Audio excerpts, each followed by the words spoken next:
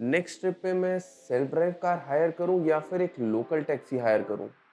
अगर ये क्वेश्चन आपके दिमाग में भी आ रहा है तो आपने एकदम सही वीडियो पे क्लिक किया है, क्योंकि इस वीडियो में मैं आपको लोकल टैक्सी और सेल्फ ड्राइव कार के प्रोज एंड कॉन्स बताने वाला हूं और इसके साथ ही अपना एक्सपीरियंस भी शेयर करूंगा कैसे जूम कार ने हमारे साथ हमारे लास्ट ट्रिप पे एक ब्लंडर कर दिया था।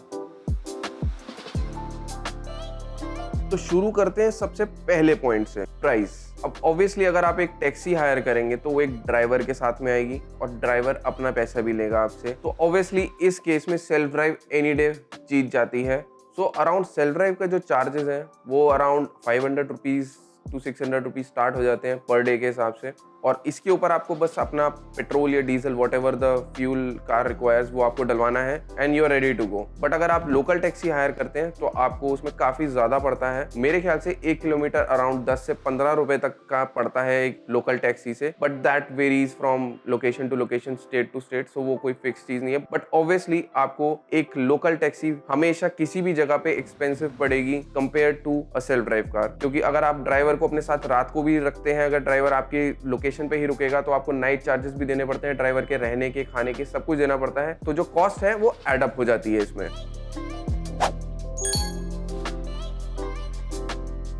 अब आते हैं हमारे नेक्स्ट पॉइंट पे, प्राइवेसी। अगर आप सेल्फ ड्राइव गाड़ी हायर करते हैं तो आप खुद चला रहे हैं उसको, आपकी फैमिली है उसके अंदर, दैट्स इट। आपके फैमिली फ्रेंड्स उसके अलावा कोई नहीं है उस गाड़ी के अंदर। लेकिन अगर आप लोकल टैक्सी हायर करते हैं तो आपके साथ में एक ड्राइवर भी होता है जिसको आप जानते नहीं है, आप पहली बार उससे मिले होंगे, तो आप थोड़ा सा उसके सामने रिस्ट्रिक्ट हो जाते हैं। आपकी प्राइवेसी, आप क्या बात कर सकते हैं, वो सब रिस्ट्रिक्ट हो जाता है। ये काफी बड़ा पॉइंट है।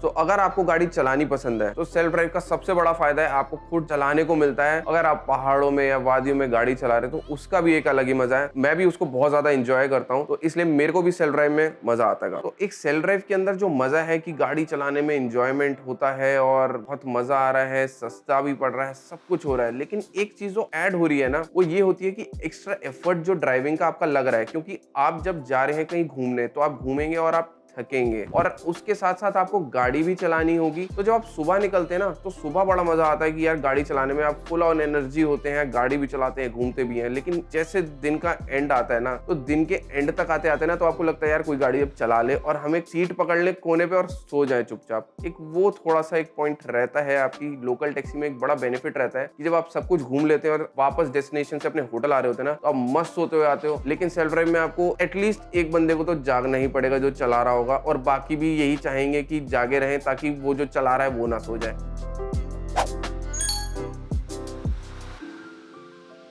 सो एक बहुत बड़ी चीज जो सेल्फ ड्राइव लेने से पहले आपके दिमाग में भी आती होगी और मेरे दिमाग में भी आती है कि अगर मान लीजिए गाड़ी पे स्क्रैच लग गया, एक्सीडेंट हो गया, माइनस या कुछ भी गाड़ी को होता है, इन केस ऑफ दैट क्या होगा। और ये एक्चुअली में काफी बड़ा सेटबैक रहता है जब हम ये चीज कंसिडर करते हैं, क्योंकि कहीं ना कहीं अगर सेल्फ ड्राइव गाड़ी आप चला रहे हैं और उसको कुछ भी नुकसान होता है तो आपकी जिम्मेदारी होगी और उसको सही कराना या फिर उसका नुकसान को भरना वो आपको ही पड़ेगा। ये एक बहुत बड़ी चीज है। प्लस सिर्फ नुकसान भरना एक चीज नहीं होती, इससे आपका टाइम जरूर वेस्ट होगा। जो वो दिन आप पूरा घूमने वाले थे वो दिन आपका पक्की बात है वो आपका वो गाड़ी के साथ ही जाने वाला है। तो एक ये बहुत बड़ी प्रॉब्लम है। अगर आपके पास एक लोकल टैक्सी हो तो ये प्रॉब्लम इतनी ज्यादा नहीं होती, क्योंकि जो वहां का लोकल ड्राइवर होगा, अगर मान लीजिए कुछ छोटा मोटा होता है, स्क्रैच लगता है, तो स्क्रैच की तो उसे कोई टेंशन ही नहीं है, ये सब तो चलता रहता है। लेकिन अगर माइनर कुछ एक्सीडेंट भी होता है तो उसको सब सेटअप करना पता होगा, वो आपके लिए दूसरी टैक्सी मंगा देगा अगर इफ नीडेड, तो आपके प्लान्स इतने ज्यादा अफेक्टेड नहीं होंगे। लेकिन आजकल बहुत अच्छी चीज हो गई है, और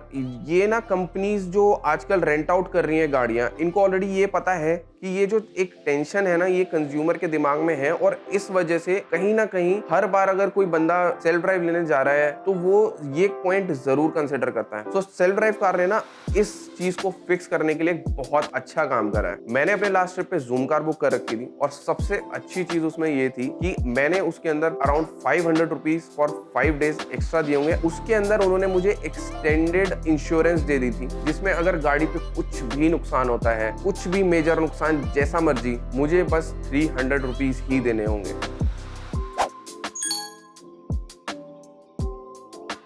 अब चलते हैं हमारे एक नेक्स्ट पॉइंट पे। मान लीजिए आप सेल्फ ड्राइव कार लेते हैं, आप शाम को बैठे हैं, आपका मन करे यार किसी रेस्टोरेंट या कैफे में जाके खाना खाना है, तो आपको किसी की भी वेट करने की जरूरत नहीं है, अपने ड्राइवर की, अपने टैक्सी की या किसी की भी। आप गाड़ी उठाएंगे, फट से सीधा मार्केट या रेस्टोरेंट की तरफ जाके गाड़ी लगा देंगे। तो ये एक बहुत बड़ा पॉजिटिव है। आपकी फ्लेक्सिबिलिटी अपने ट्रिप के अंदर बहुत बहुत बहुत ज्यादा बढ़ जाती है when you have a self drive. आप अपनी मर्जी से करते हैं, नॉट अपनी ड्राइवर की मर्जी से। तो ये एक बहुत बड़ा पॉजिटिव है। आपका जहां मन करे आप वहां जा सकते हैं। आपका मन करे हमारे को चलते चलते आपको कुछ पता लगे कि यार यहाँ पे ये भी जगह है देखने के लिए, आप अपनी टोटली आइटनरी चेंज करेंगे या फिर एक डाइवर्जन ले सकते हैं एक्स्ट्रा अपने ट्रिप पे। लेकिन अगर आपके पास लोकल टैक्सी हो तो वो आप नहीं कर सकते।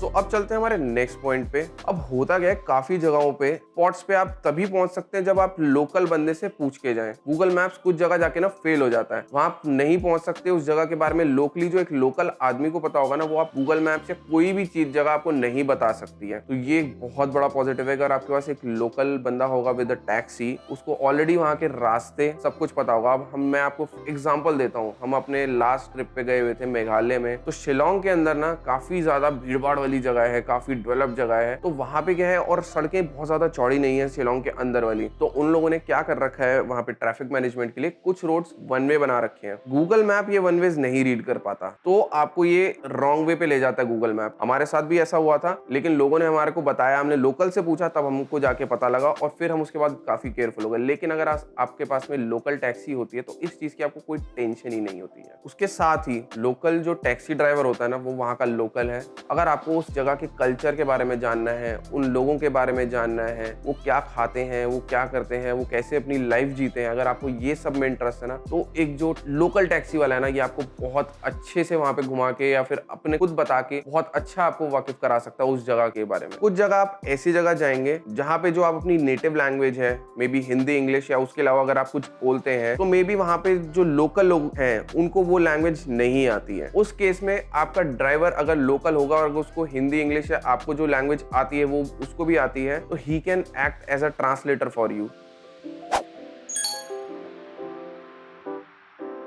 सेल्फ ड्राइव के साथ में एक और थोड़ी छोटी सी प्रॉब्लम है कि आप जब भी सेल्फ ड्राइव एक बुक करवाते हैं ना, तो आप उसके साथ में जो होटल्स देखते हैं ना, वो भी ऐसे देखते हैं जहाँ पे आपकी गाड़ी एक महफूज और एकदम अच्छे तरीके से पार्क हो जाए। और प्लस आप कहीं घूमने भी जा रहे होते हैं ना, तो ऐसी जगहें देखते हैं जहाँ पे आपकी गाड़ी पार्क हो सके। कुछ मार्केट्स ऐसी होती है जहाँ बहुत भीड़ होती है। अगर आप उन मार्केट्स में जाने का प्लान करेंगे ना, तो पार्किंग की हमेशा प्रॉब्लम रहती है, जो आपको लोकल टैक्सी में फेस करनी ही नहीं पड़ेगी। So on the basis of these points आप अपने आप से देख सकते हैं कि आपके लिए कौन सी चीज सूटेबल है, और आप डिसाइड कर सकते हैं कि आपको अपने नेक्स्ट ट्रिप पे एक सेल्फ ड्राइव हायर करनी चाहिए या फिर एक लोकल टैक्सी।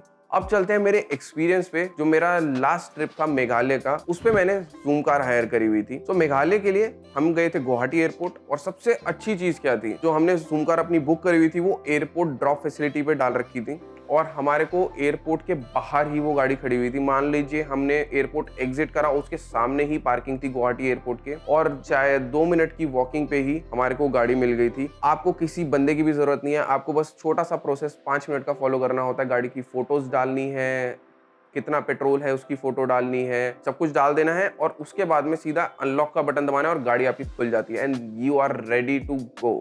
तो ये काफी अच्छा रहा। बट उसके बाद में क्या हुआ, मैं गाड़ी के अंदर जैसे ही बैठा, गाड़ी मैंने ऑटोमेटिक बुक कर रखी थी, बट वो मैनुअल थी। मैं थोड़ा सा शॉक हो गया, क्योंकि ये एक बहुत बड़ा डिफरेंस है। इट्स ओके अगर मैंने i20 बुक करी है तो मुझे उसकी जगह वो स्विफ्ट दे दें या बलिनो दे दें या ऐसी सिमिलर कोई भी गाड़ी दे दें, दैट इज टोटली ओके। लेकिन ट्रांसमिशन चेंज करना is not at all okay, क्योंकि हो सकता है मुझे मैनुअल नहीं चलानी आती हो, मेरे पास मैनुअल चलाने का लाइसेंस ही ना हो, और मुझे आप अगर मैनुअल दे देंगे तो वो डिजास्टर है, बहुत बड़ा डिजास्टर है। तो अब हुआ क्या, मैंने देखा कि ये मैनुअल गाड़ी कैसे मिल गई मेरे को। ये है भी i20, सेम कलर की दिख रही है, सब कुछ सेम है। फिर मैंने गाड़ी का नंबर मैच किया from that app to the licence plate of that car, and दोनों मैचिंग थे। यहाँ पे मुझे वो ऑटोमेटिक दिखा रहा था ऐप के अंदर, लेकिन गाड़ी एक्चुअली में मैनुअल थी। तो ये कहीं ना कहीं उन्होंने जो रजिस्ट्रेशन कर रखी हुई गाड़ी की वो गलती से गलत कर रखी थी। लेकिन मेरे लिए एक कस्टमर के लिए तो बहुत बड़ी प्रॉब्लम है ये। तो मैंने जूम कार को फोन किया, मैंने उनको बताया कि भाई ऑटोमेटिक गाड़ी बुक करी थी, मैनुअल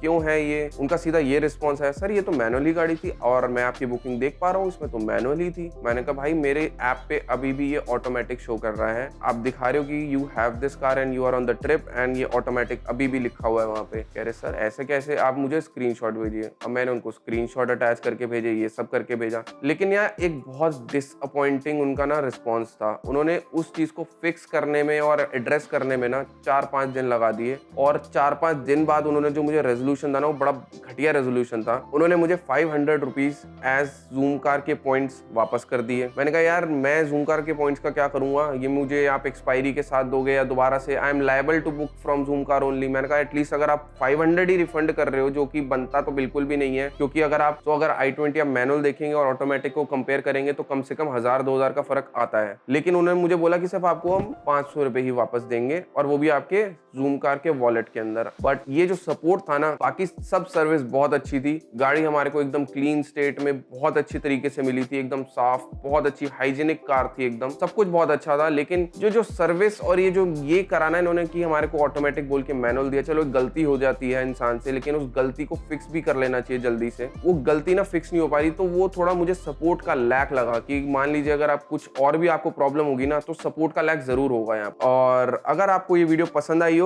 तो आप प्लीज इसको सब्सक्राइब कीजिए। अगर आपको लगा कि मैंने कोई पॉइंट मिस कर दिया, कोई प्रो एंड कॉन जो किसी भी चीज का, लोकल टैक्सी या फिर सेल्फ ड्राइव का था, वो मैंने मिस कर दिया हो, आप नीचे कमेंट करके जरूर बताइए, ताकि बाकी लोगों को भी पता लगे। मैं आपके कमेंट को पिन कर दूंगा ताकि दूसरों की मदद हो पाए।